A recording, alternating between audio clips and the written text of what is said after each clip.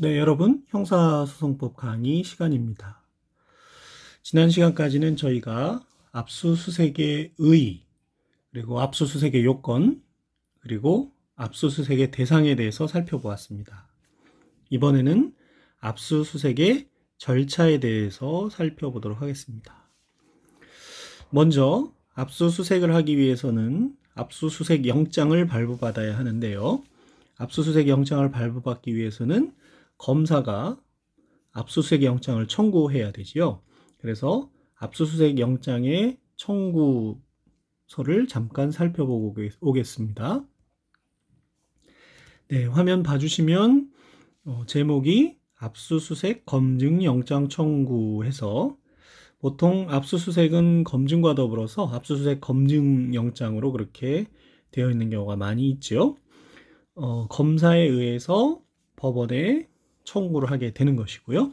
영장 청구, 구속영장 청구와 마찬가지로 피의자의 성명, 주민등록번호, 직업, 주거 이런 부분이 있고 변호인에 대한 부분이 있습니다. 그래서 위 피의자에 대해서 어떤 사건에 관해서 압수수색 검증하고자 언제까지 유효한 압수수색 검증영장의 발부를 청구한다고 해서 압수할 물건, 수색 검증할 장소, 신체 또는 물건, 또 범죄 사실 및 압수수색 검증을 필요로 하는 사유, 7일을 넘는 유효기간을 필요로 하는 취지와 사유, 또 둘 이상의 영장을 청구하는 취지와 사유, 일출 전 또는 일몰 후 집행을 필요로 하는 취지와 사유, 신체 검사에 관한 거라면 신체 검사를 받을 자의 성별, 건강 상태 이렇게 압수수색 영장 청구서에 기재가 되어 있는 것을 볼 수가 있죠. 다시 강의 안으로 돌아오셔서요. 그래서 검사는 범죄 수사에 필요한 때에는 피의자가 죄를 범하였다고 의심할 만한 정황이 있고 해당 사건과 관계가 있다고 인정할 수 있는 것에 한정하여 지방법원 판사에게 청구해서 발부받은 영장에 의해서 압수수색 또는 검증을 할 수 있게 되겠죠. 근거조문은 215조에 있습니다. 검사가 아닌 사법경찰관은 역시 검사에게 압수수색 영장을 신청해서 검사의 청구로 지방법원 판사가 발부한 영장에 의해서 압수수색 또는 검증을 할 수 있습니다. 사법경찰관이 신청한 영장에 대해서 검사가 불청구할 때 그 청구 여부의 심의를 신청하고 하는 부분에 대해서는 체포영장 및 구속영장 부분에서 저희가 살펴본 바와 같습니다. 이와 같은 압수수색 영장 청구를 발부받은 판사는요, 필요한 경우 사유가 있다고 인정이 되면 압수수색 영장을 발부하게 되겠죠. 그래서 압수수색 영장을 잠깐 보고 오겠습니다. 네, 화면에 보시면 압수수색 검증 영장에서 법원에서 발부하는 영장의 형태를 볼 수가 있습니다. 영장 번호, 죄명, 피의자, 청구한 검사, 변호인, 압수수색 검증을 요하는 사유, 보통 별지에 기재를 하게 되고요. 유효기간을 적게 되어 있습니다. 그리고 수색 검증할 장소, 신체 물건 등을 기재하고요. 압수할 물건, 또 압수수색 영장의 일부를 기각할 때는 그 일부 기각을 하는 취지 같은 걸 기재하게 되고요. 그래서 문헌을 보시면 위 사건의 범죄 수사에 필요하므로 위와 같이 압수수색 검증을 한다. 유효기간을 경과하면 집행에 착수하지 못하며 뒤에 배우겠습니다만 다시 나오겠습니다만 여기에 유효기간은 집행에 착수할 수 있는 기간을 말하는 것이죠. 그때까지 착수하지 않으면 영장을 반환해야 한다 해서 판사가 서명 날인하면 되겠습니다. 그렇게 되면 그 압수수색 영장을 집행을 한 다음에 집행일시와 집행장소 그런 것들을 이렇게 기재해서 집행을 하게 되어 있습니다. 다시 강의 안으로 돌아오시면요. 그래서 압수수색 영장에는 금방 보시고 온 것처럼 피의자의 성명, 죄명, 압수할 물건, 수색할 장소, 신체, 물건, 영장 발부 연월일, 영장의 유효기간과 그 기간을 지나면 집행에 착수할 수 없으며 영장을 반환하여야 한다는 취지 금방 보셨죠? 또 압수수색의 사유를 기재하고 판사가 서명 날인하도록 그렇게 되어 있습니다. 다만 압수수색할 물건이 전기통신에 관한 것인 경우에는 언제 작성된 것인지 작성 기간을 기재하도록 함으로써 그 범위를 제한하고 있고요. 피의자의 성명이 분명하지 않은 때에는 피의자의 인상이나 체격, 기타 피의자를 특정할 수 있는 사항으로 피의자를 표시할 수가 있습니다. 이렇게 압수수색 영장이 발부가 되면 그걸 집행하게 되는데, 집행기관은 검사의 지휘에 의하여 사법경찰관리가 집행을 하게 되겠습니다. 관할구역 외에서 검사가 압수수색 영장을 집행 지휘한다든지 촉탁한다든지, 사법경찰관리가 압수수색 영장을 집행하거나 촉탁하는 경우에 대해서는 구속영장 부분에서 공부한 바와 같습니다. 압수수색을 할 때도 역시 영장을 사전 제시하고 사본을 교부하는 것이 의무인데요. 압수수색 영장은 처분을 받는 자에게 반드시 제시하여야 하고, 처분을 받는 자가 피고인인 경우에는 그 사본을 교부하여야 합니다. 다만 처분을 받는 자가 현장에 없는 등으로 영장의 제시나 그 사본의 교부가 현실적으로 불가능한 경우, 또는 처분을 받는 자가 영장의 제시나 사본의 교부를 거부한 때에는 그런 의무가 면제가 되는 것이죠. 과거에 선고되었던 대법원 전화합의체 판결의 내용을 입법화한 것이라고 보시면 되겠습니다. 이때 제시하여야 하는 영장은 원본이어야 하고요. 그렇죠? 원본이어야 합니다. 그리고 체포 구속에 있어서와는 달리 영장을 소지하지 않은 경우에 허용되는 긴급 집행이 압수수색에서는 허용되지 않는다는 것도 주의해서 살펴보셔야 되겠습니다. 압수수색을 집행하는 경우에 필요한 처분을 할 수가 있는데요. 예를 들어서 타인의 출입을 금지할 수가 있고, 압수수색하는 데 방해가 되니까요. 잠금 장치인 건정을 열거나 개봉, 기타 필요한 처분을 할 수가 있습니다. 또한 압수수색 영장의 집행을 중지한 경우에 필요한 때에는 다시 집행이 종료될 때까지 다시 집행할 수 있기 때문에, 집행이 종료될 때까지 그 장소를 폐쇄하거나 그 장소를 간수하는 사람을 둘 수가 있는 것이지요. 판례에 따르면 피의자의 이메일 계정에 대한 접근 권한에 가름하여 발부받은 압수수색 영장에 따라서 원격지, 예를 들어서 외국에 있는 그런 저장 매체에 적법하게 접속하여 내려받거나 현출된 전자정보를 대상으로 해서 범죄 혐의 사실과 관련된 부분에 대하여 압수수색하는 것은 압수수색 영장의 집행을 원활하고 적정하게 행하기 위하여 필요한 최소한도의 범위 내에서 이루어지며, 그 수단과 목적에 비추어 사회통념상 타당하다고 인정되는 대물적 강제처분 행위로서 허용이 되고, 형사소송법 120조 1항에서 정한 압수수색 영장 집행에 필요한 처분에 해당한다. 집행에 필요한 처분에 해당하기 때문에 원격지의 저장 매체가 국외에 있는 경우라 하더라도 허용이 된다, 이렇게 판시한 거죠. 그래서 원격지 압수수색으로서 의미가 있는 그런 판례 내용이 되겠습니다. 압수수색 영장을 집행할 때에는 당사자 및 관련자가 참여해야 되겠죠. 그래서 검사, 피의자 및 변호인은 압수수색 영장의 집행에 참여할 수 있다. 참여권이죠. 수사기관은 영장 집행 전에 참여권자에게 집행 일시와 장소를 미리 통지하여야 하는데, 다만 참여하지 않는다는 의사를 명시한 때라든지, 또는 압수수색이 굉장히 급하다 하는 때에는 통지를 하지 않을 수 있는 예외를 두었죠. 그래서 급속을 요하는지를 이 조문에 따라서 악용되지 않도록 그렇게 실무가 운영되어야 할 것입니다. 공무소, 군사용 항공기 및 선박 차량 안에서 압수수색 영장을 집행할 때에는 그 책임자에게 그 외 타인의 주거, 간수자 있는 가옥 건조물, 항공기 및 선박 차량 안에서 압수수색 영장을 집행할 때에는 주거주나 간수자 또는 이에 준하는 자를 참여하게 하여야 합니다. 만약 이들을 참여하게 하지 못할 때에는 이웃사람 또는 지방공공단체의 직원을 참여하게 해야 하는 것이죠. 디지털 증거의 경우가 이제 매우 판례도 많이 등장하고 중요한 쟁점이 되고 있는데요. 이미지 파일을 제출받아서 압수를 하였다면 파일 출력 과정에까지 피의자들을 참여하게 해야 하는 것은 아니다라는 것이 판례 입장입니다.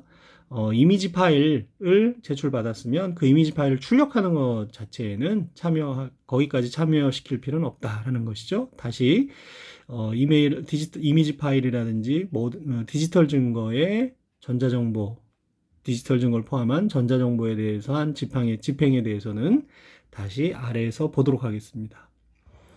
여자의 신체를 수색할 때에는 성년의 여자를 참여하게 해야 되고요. 야간의 압수수색은 원칙적으로 제한이 됩니다. 그래서 일출 전, 일몰 후 야간에는 압수수색 영장에 야간 집행을 할 수 있는 기재가 없으면 영장 집행을 위해서 타인의 주거나 건조물 등에 들어가지 못합니다. 아까 압수수색 영장 양식에서 보신 것처럼 야간에 집행할 수 있는 취지를 기재하는 란이 있었죠. 거기에 기재가 있어야 한다는 것이죠. 피의자의 사생활을 보호하기 위한 것이기 때문에 동의를 받았다 하더라도 야간 집행은 안 된다고 그렇게 이해를 해야 될 것 같고요. 하지만 도박장 같은 경우에는 야간에 집행할 필요성이 있기 때문에 도박장 등 풍속을 해치는 행위의 상용, 일반적으로 계속 사용된다고 인정되는 장소나 여관, 음식점과 같이 야간에 공중이 출입할 수 있는 장소에는 들어갈 수 있다라는 예외 규정을 두고 있습니다. 물론 그것도 공개한 시간이어야 되겠지만요.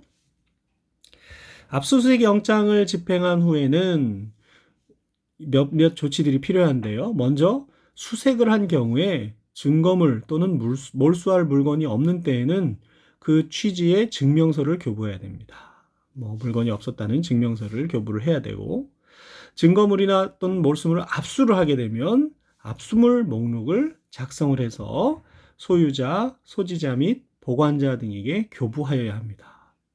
압수물 목록에 대해서 잠깐 살펴보고 올까요? 네, 화면을 보시면 압수를 하게 되면 다음과 같이 압수조서를 작성하게 되는데요. 피의자 누구에 대한 어떤 사건에 대해서 언제 누가 별지 목록의 물건을 다음과 같이 압수했다 해가지고 압수 경위도 적게 되고요.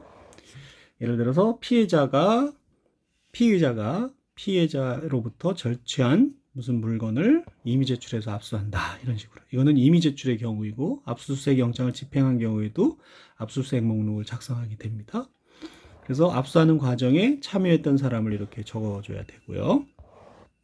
뒤에 다음 페이지 보시면 압수한 물건의 목록을 이렇게 적게 되어 있습니다. 어떠한 물건을 누구로부터 이렇게 압수했다는 것을 적게 되어 있는 것이죠. 이와 같은 압수 목록을 생각해 보시면 되겠습니다. 그래서 강의 안으로 다시 돌아오시면요. 이와 같이 증거물 또는 몰수물을 압수한 경우에는 압수물의 목록을 작성을 해서 소유자, 소지자 및 보관자 등에게 교부하여야 하고요. 수사기관이 작성해서 피압수자 등에게 교부해야 하는 압수물 목록에는 압수물 목록을 작성한 연월일을 기재하고 그 내용이 사실에 부합하여야 하겠지요. 판례에 따르면 압수물 목록은 매우 중요한 의미가 있습니다. 뒤에서 환부에 대해서 배울 텐데요. 피압수자 등이, 즉 압수를 당한 사람 등이 압수물에 대해서 환부 또는 가환부 신청을 하거나 압수 처분에 대해 불복을 해서 준항고를 하는 등 권리행사 절차를 밟는 가장 기초적인 자료가 되기 때문에 그러한 권리행사에 지장이 없도록 압수 직후 현장에서 바로 작성해서 압수물 목록을 교부해야 하는 것이 원칙이라고 합니다.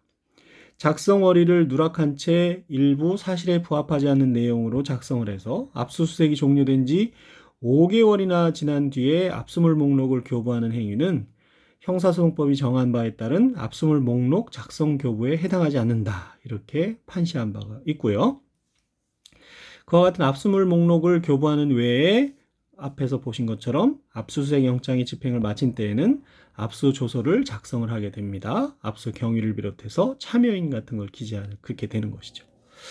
자, 위에서 이미지 파일을 제출받아서 이미지 파일을 압수했다면 그 이미지 파일을 출력하는 과정에까지 참여시킬 필요는 없다라고 하면서 전자적 정보에 대한 압수 집행에 대해서 살펴본다고 했는데요. 바로 이 지금부터 전자적 정보에 대한 집행에 대해서 살펴보도록 하겠습니다. 수사기관은 압수의 목적물이 컴퓨터용 디스크, 그 밖에 이와 비슷한 정보 저장 매체인 경우에는 원칙적으로 기억된 정보의 범위를 정해서 출력하거나 그 데이터를 출력하거나 또는 그 데이터를 복제를 해서 제출받는 것이 원칙입니다. 양이 상당히 많을 수 있으니까요. 다만 범위를 정하여 출력 또는 복제하는 방법이 불가능하거나 압수의 목적을 달성하기에 현저히 곤란하다고 인정되는 때에는 정보 저장 매체 자체를 압수할 수가 있습니다. 원래는 출력하거나 복제받아서 해야 되는데 그것이 불가능하거나 목적 달성이 현저히 곤란하다 그러면 정보 저장 매체 자체를 압수할 수 있다는 것이죠. 다만 이 경우에도 정보 저장 매체 자체를 압수할 수 있다는 취지가 압수수색 영장에 기재되어 있는 경우에 한하게 되겠죠. 자, 이하 부분은 판례 내용을 많이 본문에 실어 놓은 것인데요. 같이 한번 살펴보겠습니다. 따라서 수사기관의 전자정보에 대한 압수수색은 원칙적으로 영장 발부의 사유로 된 범죄 혐의 사실과 관련된 부분만을 어떻게 해요? 문서로 출력해서 수집하거나 수사기관이 가지고 간 저장 매체의 해당 파일을 복제하는 방식으로, 그러니까 출력이나 복제하는 방식으로 이루어져야 하고, 저장 매체 자체를 직접 가지고 나오거나 저장 매체에 들어있는 전자 파일 전부를 하드카피나 이미징 등 형태로 수사기관 사무실 등 외부로 반출하는 방식으로 압수수색하는 것은 언제 허용된다고요? 현장의 사정이나 전자정보의 대량성으로 관련 정보 획득에 도대체 관련된 부분이 어떤 부분인지 가리는 것도 굉장히 어렵고 이런 경우가 있을 수 있잖아요. 긴 시간이 소요되거나 전문 인력에 의한 기술적 조치가 필요한 경우 등 범위를 정하여 출력 또는 복제하는 방법이 불가능하거나 압수의 목적을 달성하기에 현저히 곤란하다고 인정되는 때 하나여 예외적으로 허용될 수 있고요. 이때는 저장 매체 자체를 직접 혹은 하드카피나 이미징 등 형태로 수사기관 사무실 외부로 반출을 해서 해당 파일을 압수수색할 수 있도록 영장에 기재가 되어 있고 실제로 그와 같은 사정이 현장에서 발생한 때에 한한다 이렇게 되어 있는 것이죠. 그래서 지금 저희가 살펴본 이 부분이 일단은 전자정보 압수수색에 관한 대원칙이라는 원칙이 되니까요. 잘 익혀놓는 것이 필요하겠습니다. 이처럼 저장 매체 자체 또는 적법하게 획득한 복제본을 탐색하여 혐의 사실과 관련된 전자정보를 문서로 출력하거나 파일로 복제하는 일련의 과정 역시 전체적으로 하나의 영장에 기한 압수수색의 일환에 해당하기 때문에 그러한 경우에 문서 출력 또는 파일 복제의 대상, 즉 저장 매체 자체를 반출했거나 또는 전부를 하드카피나 이미징해서 가져나온 경우에는 문서 출력 또는 파일 복제의 대상 역시 헌법 12조 1항 제3항과 형사정법 제114조 또 215조의 적법 절차 및 영장주의 원칙이나 비례 원칙에 비추어 저장 매체 소재지에서의 압수수색과 마찬가지로 협의 사실과 관련된 부분으로 한정되어야 합니다. 너무나 당연한 얘기가 되겠고요. 이 경우에도 즉 혐의 사실과 관련된 부분으로 한정되어야 하며 피압수자나 변호인에게 역시 참여의 기회를 보장해야 됩니다. 혐의 사실과 만약에 무관한 전자정보를 임의적으로 복제하는 것을 막기 위한 조치를 취하여야 하는 것이죠. 즉 저장 매체 자체를 반출한 후 탐색하는 단계는 전체적으로 보아서 하나의 영장에 의한 압수수색의 일환에 해당하기 때문에 피압수자 등에게 참여권이 보장되어야 하는 것이라는 얘기고요. 그렇지만 그런 판례 내용을 여러분이 한번 살펴봐 주시면 좋겠습니다. 그렇지만 어떤 경우가 있냐면 수사기관이 정보저장 매체에 기억된 정보 중에서 키워드 또는 확장자 검색 등을 통해서 혐의 사실과 관련 있는 정보를 선별한 다음에 정보저장 매체와 동일하게 BTR 방식으로 복제를 해서 생성한 파일을 제출받아 압수하였다면 이로써 압수의 목적물에 대한 압수수색 절차는 이때 종료가 된 것이기 때문에 수사기관이 수사기관 사무실에서 이러한 방식으로 압수된 이미지 파일을 탐색, 복제, 출력하는 과정에서 피의자 등에게 참여의 기회를 보장하여야 하는 것은 아니다. 자, 이 경우에는 강의한 지금 화면에 있는 124페이지 하단에서부터 넘어가는 그 부분에서는 네, 제가 표시하고 있는 이 부분에서는 이미 키워드나 확장자 검색 등을 통해서 관련 부분이 선별이 돼서 압수수색이 되었기 때문에 이때는 압수수색이 이미 종료된 것이라서 이 이후에 사무실에 돌아가서 복제 탐색 출력하는 경우에 탐색 복제 출력하는 과정에는 참여권이 보장 안 되어도 된다라는 그런 의미가 되겠습니다. 그래서 앞서 본 그 대원칙 부분과 이 부분의 차이점을 이해를 하셔야 되겠고요. 한편 압수의 대상이 되는 전자정보와 그렇지 않은 전자정보가 혼재된 정보저장 매체나 복제본을 이미 제출받은 수사기관이 그 정보저장 매체 등을 수사기관 사무실 등으로 옮겨서 탐색, 복제, 출력하는 경우에 그와 같은 일련의 과정에서 형사소송법에 규정하는 피압수자나 변호인에게 참여의 기회를 보장하고 압수된 전자정보의 파일 명세가 특정된 압수 목록을 작성, 교부해야 되고요. 범죄 혐의 사실과 무관한 전자정보의 임의적인 복제 등을 막기 위한 적절한 조치를 취하는 등 영장주의 원칙과 적법 절차를 준수하여야 하는 것은 여전히 마찬가지입니다. 만약에 그러한 조치가 취해지지 않았다면 피압수자 측이 참여하지 아니한다는 의사를 명시적으로 표시하였거나 피압수자 측의 절차 참여를 보장한 취지가 실질적으로 침해되었다고 볼 수 없을 정도에 해당한다는 등의 특별한 사정이 없는 이상 압수수색이 적법하다고 평가할 수 없는 것이죠. 그래서 적절한 조치를 취해야 한다는 것도 잘 기억을 해 놓아야 되겠습니다. 한편 그와 같이 정보 저장 매체로부터 출력한 문건이 정보 저장 매체에 있는 것과 동일한 내용이고 결함이 없다. 예를 들어서 위조, 변조 이런 것들에 결함이 없는 것에 대해서 어떻게 증명할 것이냐에 대한 판례 내용도 잘 기억을 해 놓으셔야 되는데요. 판례는 피압수수색 당사자가 정보저장 매체 원본과 하드카피 또는 이미징한 매체의 해시값이라는 것은 해시 함수의 결과로 만들어진 코드로서 디지털 증거의 지문이라고 불린다고 합니다. 그래서 해시 함수는 입력값의 길이에 상관없이 일정한 길이를 가진 값을 출력으로 주는데 이때 서로 다른 입력값에 대해서는 서로 다른 해시 결과를 주는 것으로 알려져 있고요. 그래서 또한 해시 함수는 단방향 함수이므로 출력값으로 입력값을 유추할 수가 없다고 합니다. 파일의 내용이 수정, 삭제 또는 추가되게 되면 해시 함수의 입력값이 바뀌기 때문에 출력값 또한 바뀌게 된다고 합니다. 따라서 원래의 파일 해시값과 다운로드 받은 파일의 해시값을 비교하면 파일의 변조 여부를 확인할 수 있다는 것이죠. 그래서 이와 같이 판례는 해시값이 동일하다는 취지로 서명한 확인 서면을 교부받아서 법원에 제출하는 방법에 의하여 증명하는 것이 원칙이라고 합니다. 원칙적으로 그와 같은 해시값이 동일하다는 확인 서면을 받아서 서명을 받아서 교부해야 된다는 것이죠.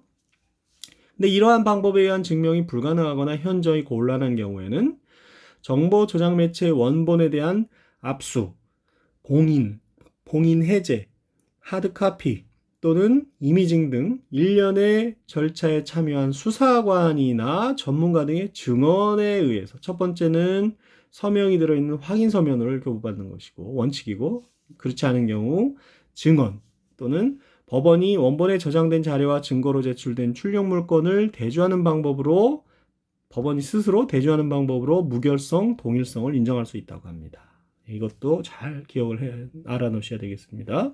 그리고 또한 압수수색 과정을 촬영한 영상 녹화물을 재생하는 등의 방법으로도 증명할 수 있지만 반드시 그러한 방법으로 따라야 하는 것은 아니다. 이렇게 판시하고 있습니다. 그래서 전자적 정보에 대한 압수수색에서는 그 압수수색 방법이 원칙적으로 필요한 범위, 관련 있는 범위를 문서로 출력하거나 그 부분을 복제하는 것이 원칙이고 그것이 불가능하거나 현저히 곤란한 경우에는 정보 저장 매체 자체 또는 파일 전부를 필요한 부분, 전부를 갖다가 필요한 부분이 아니고 전부를 하드카피나 이미징하는 방법으로 사무실 외로 반출해 올 수가 있습니다. 그 경우에는 사무실 외로 반출하기 전까지 선별이 안 되었기 때문에 사무실 밖의 과정에서 탐색, 출력, 복제하는 탐색, 복제, 출력하는 과정이 전부 압수수색의 일환으로서 참여권이 그 경우에 보장이 돼야 되는 것이고요. 그에 비해서 이미 선별된 정보를 사무실 밖으로 가져나온 경우에는 이미 선별된 정보를 가져나올 때 압수수색이 종료되는 거기 때문에 그 이후의 부분에까지 참여를 시켜야 하는 것은 아니라는 것이 그 내용이 되겠고요. 한편 전자정보 같은 경우에는 그 동일성과 무결성, 원래의 내용과 원래의 압수수색 대상과 압수수색을 해서 결과물을 법원에 제출하는 것이 동일하고 그 사이에 위변조 등의 결함이 없다, 무결성이 증명이 돼야 되는데 그 부분은 원칙적으로 서명을 받은 확인 서면을 교부하는 것이 원칙이지만 그 과정에 참여한 수사관이나 전문가의 증언, 즉 법원에 나와서 증인으로서 증언을 해도 되고 또는 법원이 스스로 대주하는 방법으로도 인정할 수 있다, 이렇게 생각을 할 수 있고요. 판례가 얘기하고 있고요. 또 압수수색 과정을 촬영한 영상 녹화물 재생 등의 방법으로도 증명할 수 있다, 이렇게 정리를 해 두어야 되겠습니다. 자, 이와 같은 여러 절차를 거쳐서 압수수색을 한 경우, 압수수색 영장의 경우에 압수물을 발견하지 못한 경우에도 일단 압수를 위한 수색을 시작하면 그 자체가 압수수색 영장의 집행이고 그 절차가 끝나면 집행이 종료가 되는 것입니다. 따라서 일단 집행에 착수한 후에 이를 종료하였다면 설사 비록 압수물을 발견하지 못한 경우에도 영장은 그 목적을 달성해서 효력을 상실하게 되는 것입니다. 그러니 동일한 장소에 대해서 새로이 압수수색을 하려면 영장 유효기간이 남아있다 하더라도 다시 압수수색 영장을 발부받아야 한다는 것이지요. 그래서 대법원 99모 160일 결정을 보시면 형사소송법 제215조에 의한 압수수색 영장은 수사기관의 압수수색에 대한 허가장으로서 성격을 갖고 있고요. 영장에 기재되는 유효기간, 앞서 영장에서 보셨는데요. 집행에 착수할 수 있는 마지막 종기를 의미하는 것일 뿐이므로 수사기관이 압수수색 영장을 제시하고 집행에 착수해서 압수수색을 실시하고 그 집행을 종료하였다면 이미 그 영장은 목적을 달성해서 효력이 상실되는 것이고 동일한 장소 또는 목적물에 대하여 다시 압수수색할 필요가 있는 경우라면 그 필요성을 소명을 해서 법원으로부터 새로운 압수수색 영장을 발부받아야 하는 것이지 앞서 발부받은 압수수색 영장의 유효기간이 남아있다고 해서 이를 제시하고 다시 압수수색을 할 수는 없다는 것이 되겠습니다. 자, 무슨 뜻인지 아시겠죠? 여기까지 저희는 압수수색 영장에 의한 절차를 살펴봤습니다. 그래서 압수수색 영장을 청구하고 압수수색 영장을 발부받아서 집행을 하는 과정에 대해서 살펴봤지요. 자, 지금부터는 여태까지 살펴본 바와 같은 압수수색 영장에 의하지 않고 압수수색을 할 수 있는 경우가 되겠습니다. 그래서 강제수사인 압수수색, 대물적 강제수사로서의 압수수색인데 영장이 필요하지 않다고 하니 영장주의의 예외라고 보통 설명하기도 하는 것이죠. 자, 크게 나눠서 영장주의가 적용되지 않는 압수수색의 경우를 먼저 살펴볼 수가 있는데요. 조문의 순서와 내용을 잘 익혀놓는 것이 필요하겠습니다. 그래서 형사소송법 법전을 옆에다 놓으시고 같이 보는 것도 좋은 방법이 되겠습니다. 동영상 강의가 현장 강의에 비해 대면 현장 강의에 비해서 부족한 면도 있지만 어떤 면에서는 좋은 점도 있죠. 예를 들어서 필요한 경우 영상을 정지시킨 상태에서 생각을 해본다든지 이해를 해본다든지 법전이나 판례나 참고자료를 찾아볼 수 있다는 그런 장점도 있는 것 같습니다. 그런 차원에서 영상 강의를 활용해 주시면 좋겠고요. 자, 먼저 영장에 의하지 않은 압수수색의 첫 번째는 체포, 저희가 대인적 강제수사로서 체포와 구속을 공부하지 않았습니까?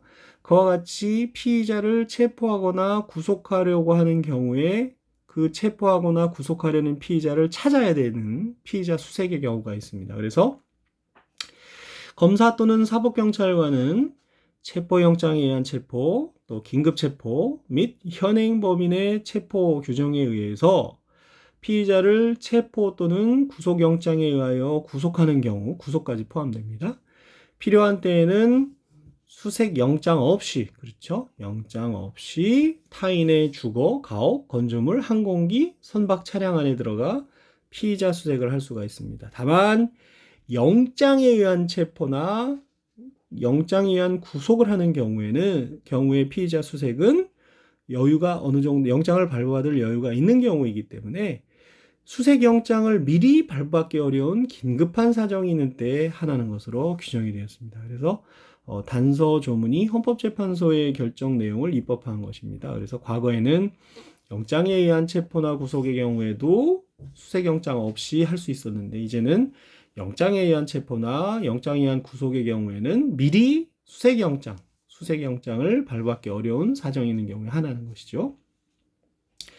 그래서 이와 같은 처분을 하는 경우에 급속을 요하는 때에는 공무소, 군사용의 항공기 또는 선박, 차량 안에서의 영장 집행과 책임자의 참여에 관한 규정을 저희가 앞에서 살펴본 바가 있는데, 그리고 야간 집행에 관한 일몰 후 일출 전 야간 집행이 특별한 경우 아니면 제한이 되는 그런 규정들이 다 적용이 되지 않게 되겠습니다. 그리고 법원에서 나중에 이제 지금 저희가 공부하는 건 피의자에 대한 부분이잖아요. 수사 단계니까요. 그런데 피고인도 구속할 필요성이 있어서 나중에 피고인 구속에 대해서 배우겠습니다만, 법원이 피고인에 대한 구속영장을 집행할 때 피고인을 수색하는 것은 216조가 아니라 137조의 규정에 의해서 허용이 됩니다. 그러니까 137조의 내용도 한번 동영상을 정지하시고 읽어봐 주시면 고맙겠습니다. 다음 두 번째로 영장 없이 압수수색할 수 있는 경우로서 체포 현장에서의 압수수색을 생각해 볼 수 있습니다. 검사 또는 사법경찰관은 체포영장에 의한 체포나 긴급체포 및 현행범인 체포에 의해서 피의자를 체포하거나 또는 구속영장에 의해서 구속하는 경우 필요한 때에는 영장 없이 체포 현장에서 압수수색을 할 수 있습니다. 방금 위에서 본 것은 피의자를 수색하는 경우에 한정이 되지만 이 경우에는 압수수색을 할 수가 있다는 것이죠. 그래서 조문이 앞서 본 것은 216조 1항 1호였는데 이번엔 그 바로 밑 조문입니다. 216조 1항 2호죠. 그래서 조문 순서에 따라서 지금 설명이 되고 있다는 것도 형사정법 조문을 살펴봐 주시기 바라고요. 뒤에서 볼 217조 1항에 대해서 볼 텐데요. 그 경우에는 체포행위에 착수한 이후 체포되기까지의 과정에서 이루어지는 압수수색과의 관계에서 이 조문이 필요하게 되는 것입니다. 217조 1항에 대해서는 좀 이따 뒤에 살펴보기로 하고요. 자, 이와 같이 체포 현장이나 구속 현장에서 영장 없이 압수수색할 수 있는 근거에 대해서는 체포 또는 구속에 의하여 신체의 자유라는 가장 중요한 기본권이 침해되는 마당에 이에 수반되는 보다 약한 압수수색 검증에 대해서는 체포 현장에서 별도의 영장이 필요하지 않다라고 보는 부수 처분설이라는 견해가 있고요. 즉 압수수색이 부수 처분에 해당한다. 체포 구속과 같은 중대한 침해에 부수되는 것이기 때문에 영장이 필요 없다. 이런 견해고요. 두 번째로 수사기관이 피의자를 체포 또는 구속하는 경우에 체포 현장에서 야기될 수 있는 위험 또는 피의자가 증거를 인멸하는 것을 방지하기 위한 긴급행위로서 허용된다는 긴급행위설이 있습니다. 그 밖에 216조 1항 2호의 근거에 대해서는 다른 견해들도 있습니다만 아무래도 부수처분이라고 이해하는 것보다는 긴급행위로 이해하는 것이 더 그 체포 현장에서의 압수수색을 적절하게 규제할 수 있는 견해가 아닌가 이렇게 생각이 됩니다. 자, 이와 같은 체포 현장에서의 압수수색에 관해서는 과연 체포 현장이라는 것이 어떤 범위를 말하는 건지 시간적으로 어떤 범위를 말하는 건지에 대해서 또 견해가 갈립니다. 그래서 첫 번째로 압수수색이 체포행위에 시간적, 장소적으로 접착되어 있으면 족하고 체포라는 체포가 된 것인 체포의 전인지 체포 후인지는 불문한다. 즉 체포와 접착되어 있으면 된다. 넓게 보는 것이죠. 두 번째로는 압수수색 당시에 피의자가 현장에 있어야 한다. 피의자가 현장에 있어야 한다는 현장설의 입장이고요. 세 번째는 피의자가 더 좁아진 거죠. 세 번째는 더 좁아집니다. 피의자가 수색 장소에 있어야 하는 것은 물론이고 체포까지도 착수가 됐어야 한다는 체포 착수설입니다. 네 번째는 피의자가 현실적으로 체포되어야 한다는 체포설 등의 견해입니다. 1번 학설부터 4번 학설까지 올수록 그 범위가 점점 제한되는 것으로 볼 수 있죠. 다수의 견해는 체포에 착수로 했으면 된다라는 것을 지지하는 것으로 보여지고요. 판례도 명시적으로 어떤 견해를 취하고 있다라고 보기는 어렵지만 체포에 착수했는지 여부에 중점을 두고 있는 것으로 생각이 됩니다. 그래서 2014도 16,080호 판결 같은 경우에 보면 경찰관들이 노래 연습장에서의 주류 판매에 대한 신고를 받고 현장에 출동을 해서 위반 사실을 확인하기 위해 노래 연습장 내부를 수색을 하게 됐습니다. 그래서 그러니까 영업주가 물리력을 행사해서 수색을 저지한 행위를 공무집행방해죄로 기소한 사건이었는데요. 그 사건에서 경찰관들의 행위는 형사소송법 216조 제3항이 정한 긴급을 요하여 법원 판사의 영장을 발부받을 수 없는 때의 요건을 갖추지 못했다고 하고 또 현행범 체포에 착수하지 않은 상태였기 때문에 지금 저희가 살펴보는 216조 1항 2호 또 현행범 체포 규정에 해당하는 체포 현장에서의 압수수색 요건을 갖추지 못하였다라고 해서 영장 없는 압수수색 업무로서 적법하지 않다라고 했던 사안이거든요. 그에 비추어 보면 체포에 착수했다는 것에 착수했는지 여부에 중점을 두고 있는 것이 아닌가 이렇게 보여진다는 것이지요. 사안에 따라서 그렇게 만만치 않은 문제를 던져주게 되는 것입니다. 그래서 체포 현장에 해당하는지 아닌지에 따라서 영장 없이 압수수색한 것이 적법한지 아닌지가 결정되는 경우가 많이 있기 때문에 이 견해의 입장을 잘 이해를 해 놓으시고요. 사례 문제 같은 경우에 등장을 하게 된다면 대표적인 판례 입장을 잘 기억을 하고서 그것이 체포 현장으로 볼 수 있는지를 잘 따져봐야 되는 것이죠. 이와 같은 체포 현장에서의 압수수색의 대상은 체포자에게 위해를 줄 우려가 있는 무기, 기타 흉기, 또 도주의 수단이 되는 물건이나 체포의 원인 되는 범죄 사실에 대한 증거물에 제한이 되겠지요. 압수할 수 있는 것은 당해 사건의 증거물이며 일반적 탐색적 수색은 허용되지 않습니다. 증거를 수집하기 위한 것이지 그냥 일반적으로 그렇게 탐색하는 것이 아니라는 것이죠. 그리고 체포 현장에서의 현장에서의 압수수색이기 때문에 그 장소적 범위도 체포당하는 사람의 신체 또는 그의 직접 지배하에 있는 장소로 한정이 되어야 된다고 해야 하겠습니다. 이와 같이 체포 현장에서 압수수색을 한 후에 그 물건을 계속 압수할 필요가 있다고 판단이 되면 지체 없이 압수수색 영장을 사후에 청구를 해야 되고 이 경우 늦어도 체포한 때로부터 48시간 이내에 압수수색 영장을 청구해야 되는 것입니다. 만약에 압수수색 영장이 발부가 되지 못하면 체포 현장에서 압수수색한 것이라 하더라도 압수한 물건을 즉시 반환해야 되겠지요. 이와 같이 체포 현장에서 영장 없이 압수수색을 하는 경우에는 요급 처분이 인정된다라는 것을 본 바가 있습니다. 그래서 체포 구속 목적의 피의자 수색에서 설명한 것처럼 그 경우에는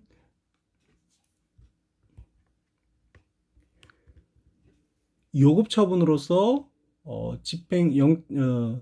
책임자의 참여에 관한 처분이라든지 야간 집행에 관한 제한이 적용되지 않는다는 것을 보았지만 체포 현장에서의 압수수색에 대해서는 그러한 요급 처분이 인정이 되는 것이죠.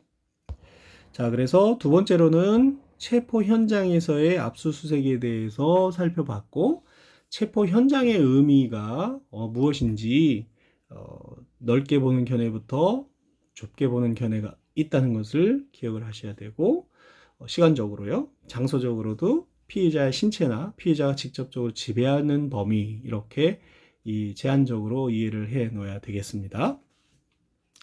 세 번째는 피고인이 아닌 피의자가 아닌 피고인을 구속하는 현장에서 압수수색 검장을 할 수 있는 규정이 있습니다. 이제 조문이 하나가 내려가죠. 216조 1항이 아니고 216조 2항으로 넘어가서 피고인, 공소제기 후에 피고인에 대해서 구속영장을 집행하는 경우 원래 법원이 발부한 영장에 의하는데 집행을 수사기관이 보통 하니까요. 검사 또는 사법경찰관이 피고인에 대한 구속영장을 집행하는 경우에 필요한 때에는 그 피고인 구속 집행 현장에서 영장 없이 압수수색 또는 검증을 할 수가 있습니다. 그래서 다시 한번 조문의 내용을 잘 보아주시고요. 이 경우에는 바로 위에서 봤던 체포 현장에서의 압수수색만큼 그렇게 논란이 있지는 않은 것이죠. 피고인에 대한 구속영장의 집행은 원래 재판의 집행기관으로서 행하는 것이지만 수사기관이 대행한다고 볼 수 있는 것이죠. 그렇지만 집행 현장에서 압수수색 검증은 수사기관의 공소제기 후에 수사에 해당하는 처분이라고 볼 수가 있습니다. 그래서 공소제기 후에 수사에 대해서 또 다시 뒤에서 살펴보도록 하겠고요. 따라 이 경우에는 압수수색 집행 결과를 법원에 보고하거나 압수물을 따로 제출할 필요가 없다고 하는 것이지요. 자, 네 번째로 영장 없이 압수수색할 수 있는 경우로서요. 긴급 체포를 할 때라면 앞서 두 번째에서 살펴본 체포 현장에서 압수수색으로 될 수가 있는데요. 이번엔 긴급 체포 후입니다. 그것을 주의해서 보셔야겠죠. 긴급 체포를 한 후에 영장 없이 압수수색할 수 있는 경우를 말합니다. 그래서 조문이 이제 217조로 넘어가게 되겠습니다. 217조 1항으로요. 검사 또는 사법경찰관은 긴급 체포된 자가 소유, 소지 또는 보관하는 물건에 대해서 긴급히 압수할 필요가 있는 경우에는 체포한 때로부터 얼마요? 24시간 이내에 한정하여 영장 없이 압수수색할 수가 있습니다. 그래서 방금 말씀드린 것처럼 두 번째 항목에서 살펴봤던 체포 현장의 압수수색과 다른 점은 긴급 체포 후라는 것이고요. 또 시간적으로도 24시간 이내에 제한 24시간 이내로 더 넓게 이건 돼 있는 거죠. 체포 현장에서는 체포에 학설의 대립이 있습니다만은 체포에 근접성이 있어야 되는데 이 경우에는 24시간으로 확장되어 있습니다. 이 경우에 대상이 되는 건요. 체포 현장이 아닌 장소에서 그렇죠? 긴급 체포된 자가 소유, 소지 또는 보관하는 물건이 대상이 될 수가 있습니다. 체포 현장의 장소라 그러면 두 번째에서 할 수가 있는 거기 때문에 그렇죠? 그래서 형사소송법 217조 제1항은 지금 보고 있는 긴급 체포 후에 압수수색은 수사기관이 피의자를 긴급 체포한 상황에서 그와 같이 피의자가 체포되었다는 사실이 공범이나 관련자들에게 알려짐으로써 관련자들이 증거를 파괴하거나 은닉하는 것을 방지하고 범죄 사실과 관련된 증거물을 신속히 확보할 수 있도록 하기 위한 것이라고 보겠습니다.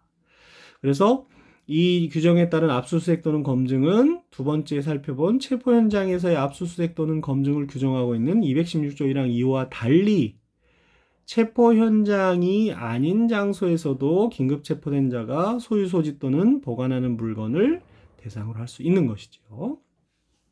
그 취지를 잘 이해하실 수 있다고 보여집니다.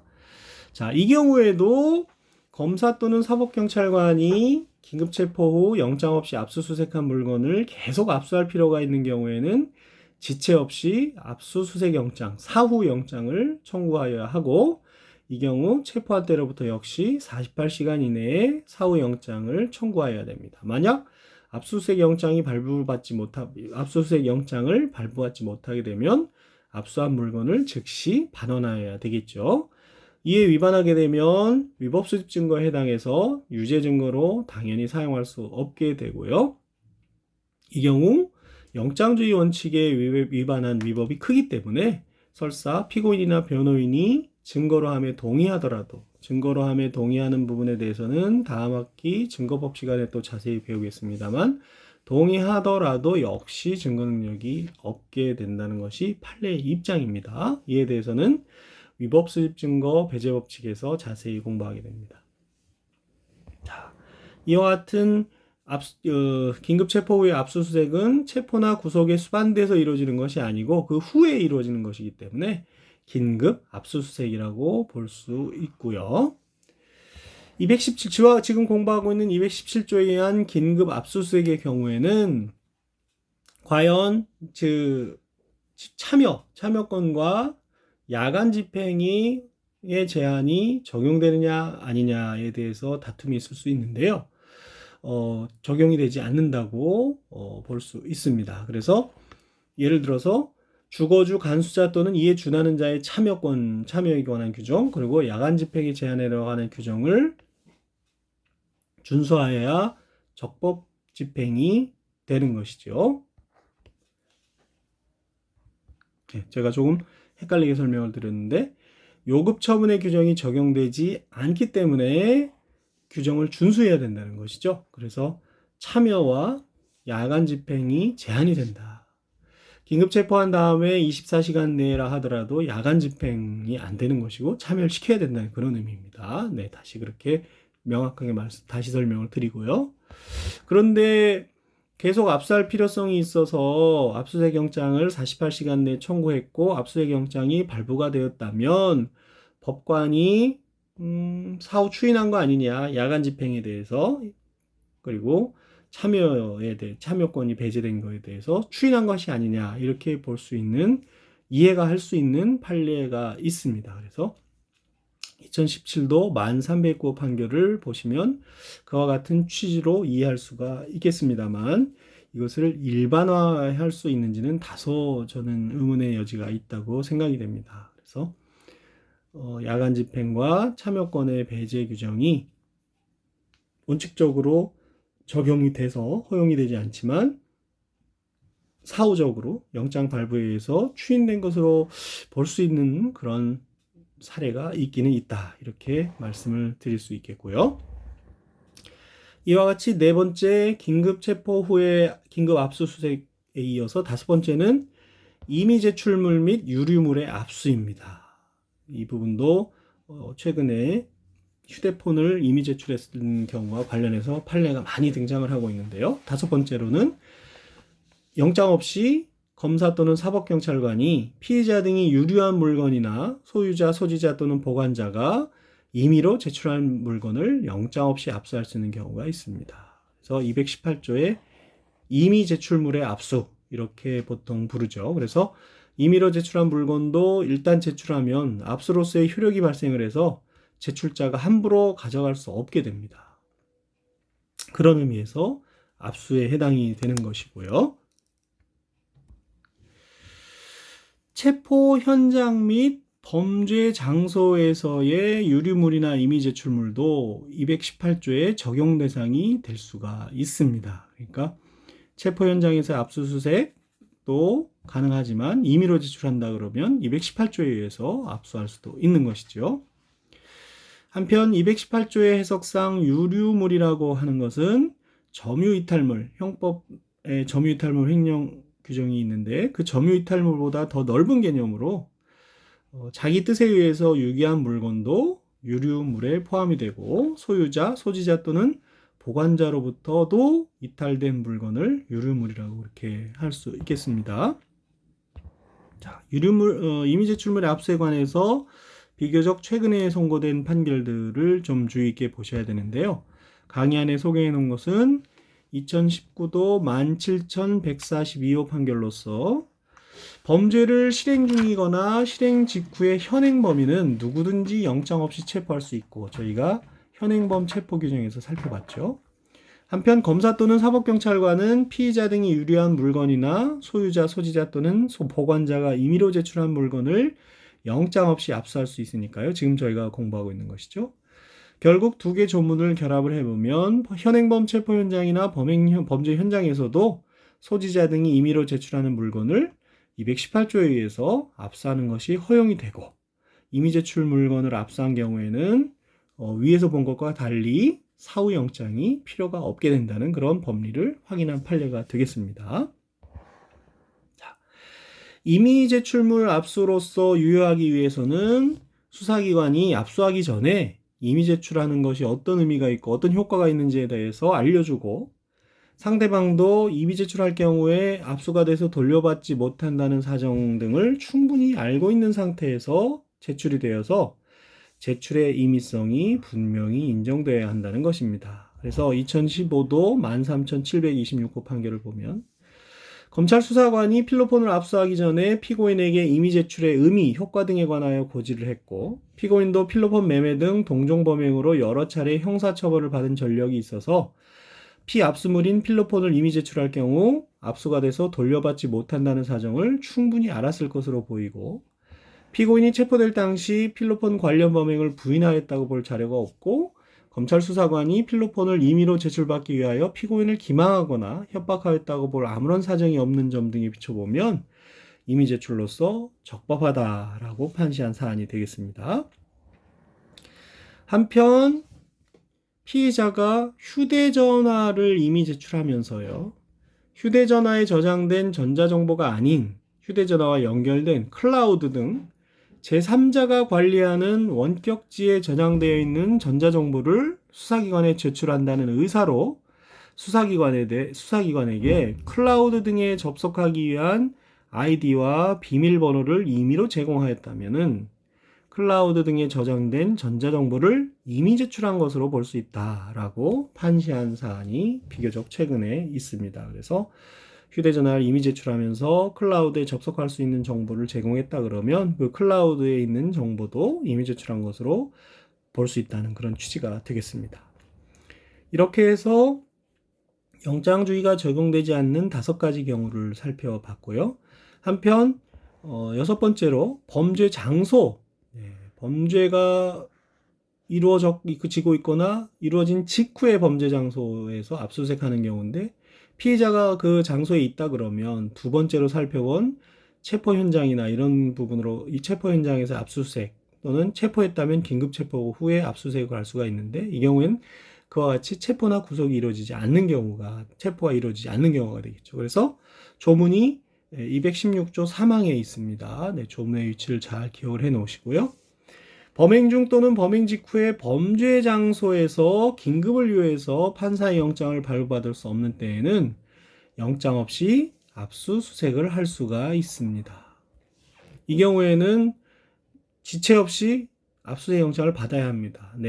계속 압수할 필요가 있는 경우를 묻지 않고 무조건 사후 영장을 받아야 하는 것이죠. 그래서 제목을 압수수색 후에 영장 청구 사후 영장으로 적어놨습니다만 하나의 경우입니다. 범죄 장소의 압수수색. 그래서 교재에 따라서는 이와 같이 구분하지 않고 조문 순서에 따라서 범죄 장소의 압수수색을 먼저 설명하는 책들이 많이 있죠. 전형적인 사후 영장을 반드시 받아야 되는 경우이기 때문에 그렇습니다. 그래서 216조 3항의 요건 중에서 하나라도 갖추지 못한 경우 그러한 압수수색 또는 검증을 위법하게 되고 범죄 장소가 아니라든지 그렇죠? 지체 없이 사후 영장을 발부받지 않았다든지 이런 경우라면 당연히 위법하다는 말씀인 거죠. 그래서 압수수색은 위법하고 사후에 법원으로부터 영장을 발부받았다고 해서 위법성이 치유되는 것은 아니라고 해야 되겠습니다. 사후 영장을 받았다고 하더라도 앞의 요건이 충족되지 않았다면요. 범행 중 또는 범행 직후라는 것은 현행 범인에 해당하는 것으로 현행 범인의 체포에 수반되는 경우에는 216조 1항 2호 두 번째 경우에 규정이 먼저 적용된다고 볼 수 있습니다. 따라서 지금 저희가 공부하는 범죄 장소에서의 압수수색은 현행 범인을 체포하지 못하고 범죄 장소에 남아있는 증거물을 압수수색하는 경우에 주로 적용된다고 보시면 되겠습니다. 이 경우 체포하지 못했다는 것을 잘 기억을 해 놓아야 되겠죠. 216조의 규정에 의한 처분하는 경우 요급 처분이 인정된다. 즉 참여권의 배제와 야간 집행이 가능하다는 것은 역시 구별해서 보시면 되겠습니다. 여태까지 공부했던 영장에 의하지 않은 압수수색 6가지 경우를 표로 정리를 해 보았습니다. 그래서 동그라미 1에 216조 1항 1호, 2호, 그 다음에 216조 제2항, 216조 제3항, 마지막에 공부한 게 이것이 되겠죠. 5항에 긴급체포 후에 소유 소지 물건의 긴급 압수수색, 218조 임의제출 물건의 압수 이렇게 했습니다. 그래서 그 내용이고 특히 4항의 경우 마지막으로 공부한 부분은 계속 압수할 필요 여부에 관계없이 사후영장을 받아야 한다는 것에 주의를 하시면 좋겠고요. 오른쪽 비고란에 또 필요한 사항을 적어놨는데 비고란 중에서 역시 사항에 피의자의 체포나 구속을 전제로 하지 않는다는 점에서 다르다는 것을 알고 있으면 되겠고요. 그리고 긴급 체포의 경우에는 체포 장소가 아니더라도 할 수 있다는 것을 역시 기억을 해 놓으시면 좋겠고, 최근 이미 제출 물건의 압수와 관련해서 휴대전화를 이미 제출한 경우에 과연 어느 범위까지 이미 제출한 것으로 볼 수 있는지, 그런 부분들이 판례가 많이 등장하고 있어서 주의 깊게 보시면 좋겠습니다. 네, 이번 시간은 일단 여기까지 공부하고요. 다음 시간에 압수물의 보관과 처분부터 다시 살펴보도록 하겠습니다. 여러분 수고 많으셨습니다.